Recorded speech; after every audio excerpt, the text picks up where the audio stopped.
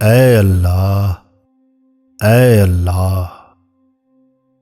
ऐ बेचारों की दुआ के कबूल करने वाले, ऐ गमज़दों के गम को दूर करने वाले, ऐ फरियाद करने वालों के फरियाद रस, ऐ दाद ख्वाहों के दाद रस, और ऐ वो खुदा जो मुझसे रगे गर्दन से ज्यादा करीब है, और ऐ वो ज़ात जो इंसान और इसके दिल के दरमियान हाइल हो जाती है,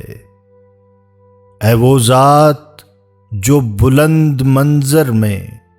और उफ़क़े मुबीन में है, और ऐ वो ज़ात जो रहमान और रहीम है।